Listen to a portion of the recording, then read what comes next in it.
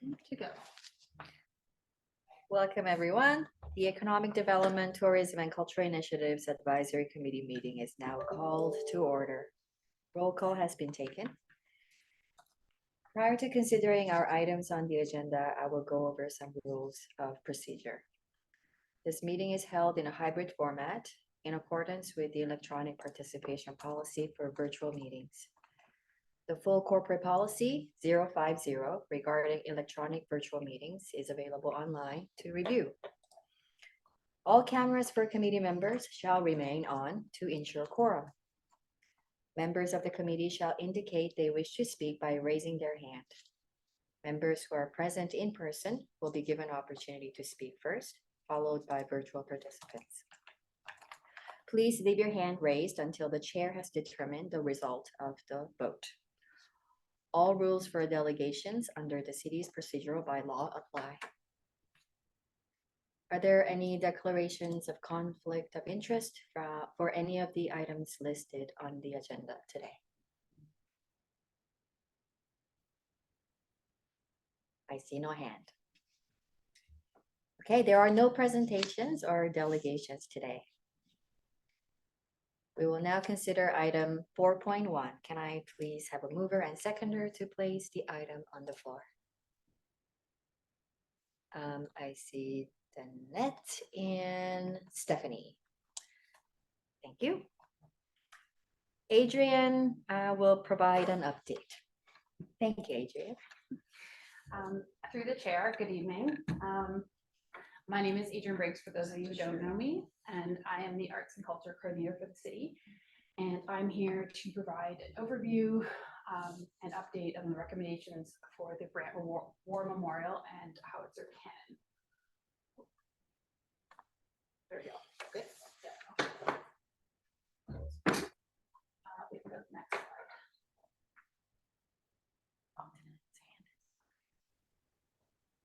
Is it possible to increase the volume on your end?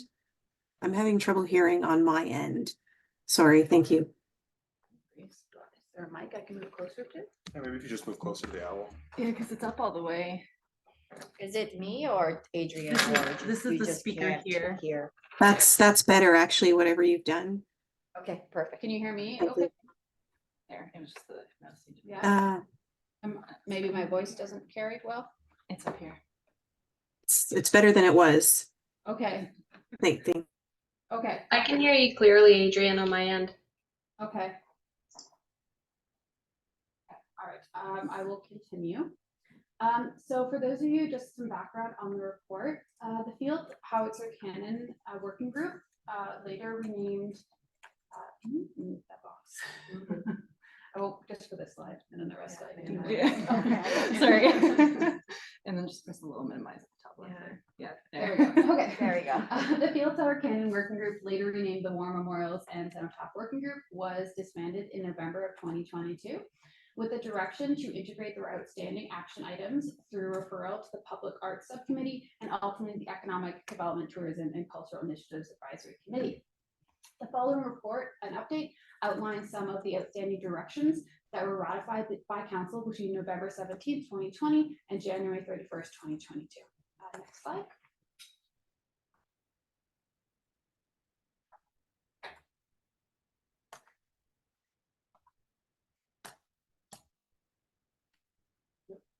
That one, yes.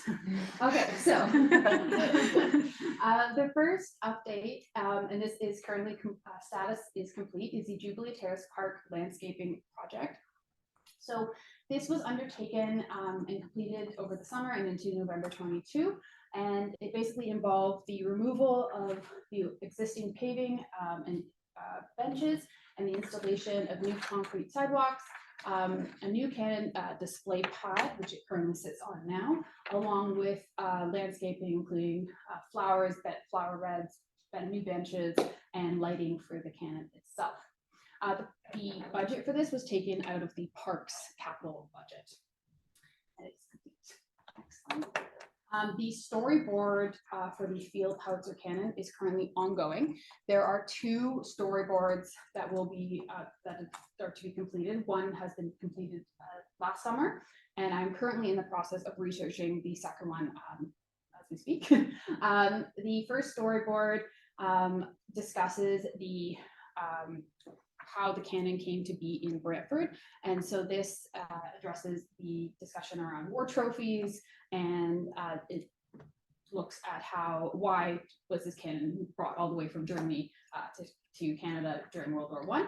And the second storyboard is looking at the battle itself and contextualizing the role of Brant and Brantford men in the battle of World War I and the city.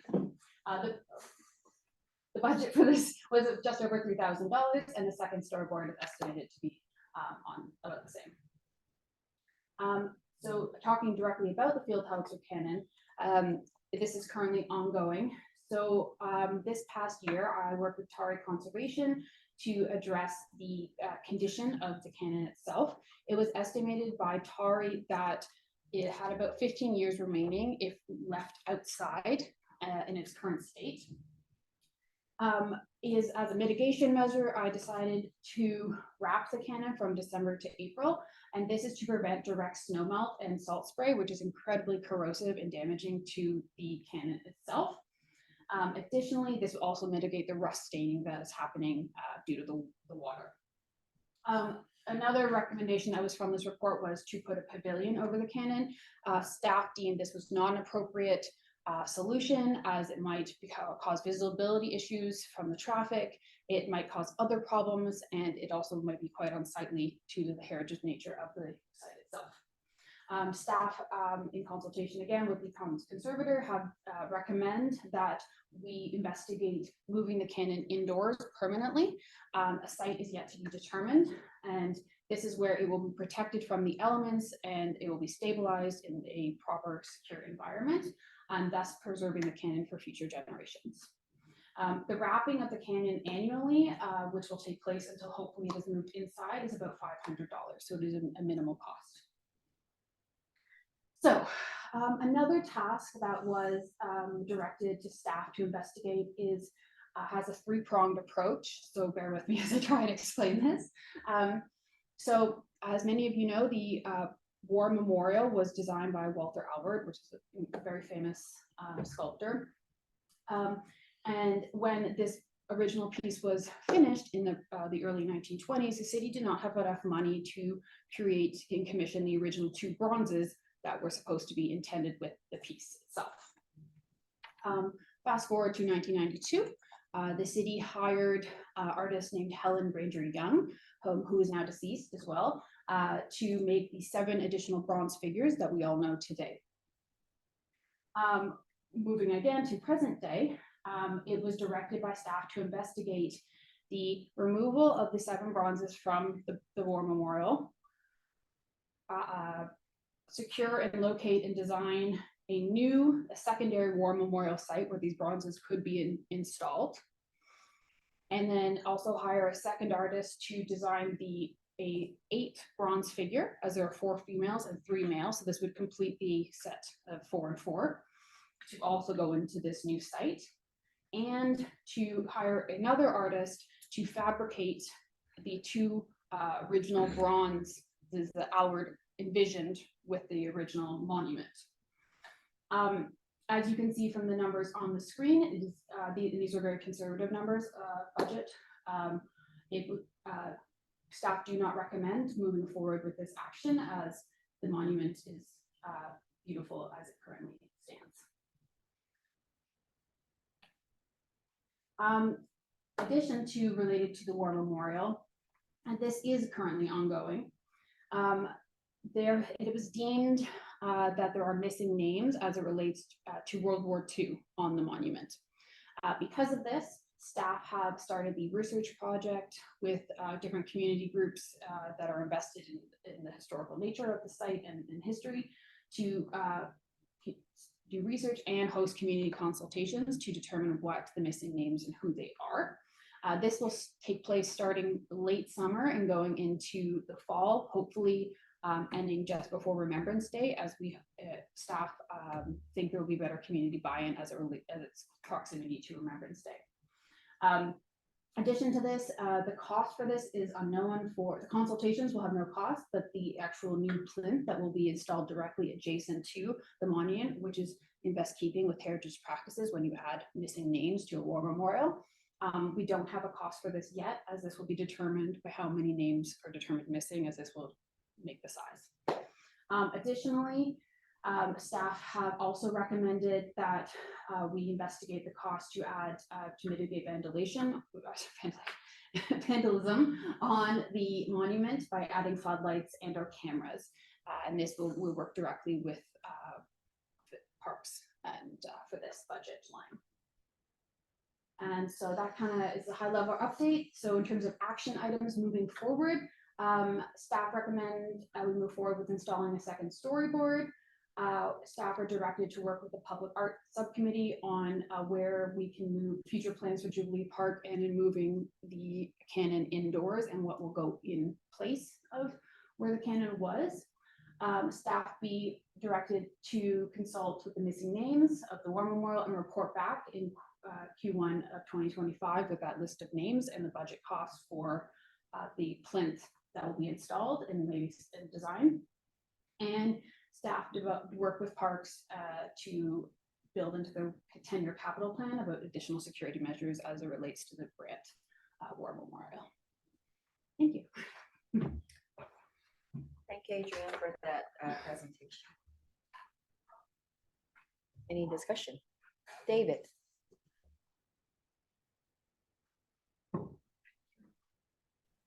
Hi. I guess I would move it to put it on the floor. I think gotta move it second, or is it already been moved? It's already been moved and seconded. Okay, then I don't have any questions. I support it as is. I have a question. So Adrian, in your presentation, you said it costs $500 annually to wrap the cannon.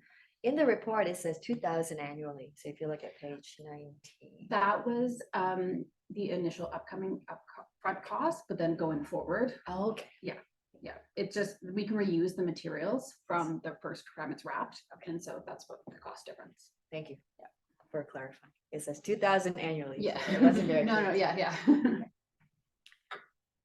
Any other questions from anyone?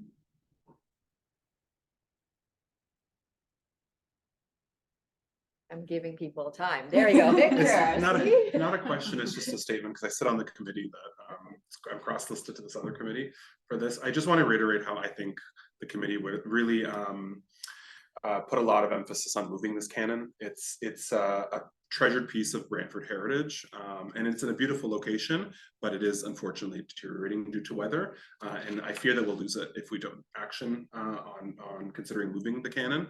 And I know that there is some headwork to be done to find a new home for it, but I just wanted to reiterate that the committee was unanimous in saying that it really is important that we consider moving this cannon to preserve it. It's something that we can't simply replace, and it's already in such a condition now. It's I think Adrian kind of would reiterate this. It worries us considerably that we'll lose it even sooner than those 15 years, right? So it just not only am I going to support obviously this resolution, but also just to reiterate that for everybody here to please consider joining that cause, right, to move this cannon. So Great. Then let's vote. All those in favor? Those opposed?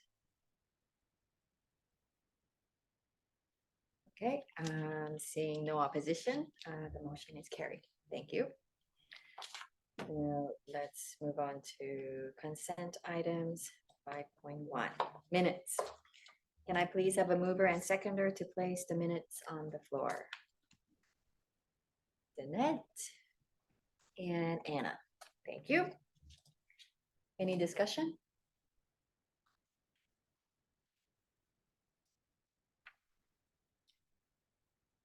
Okay, seeing no hands.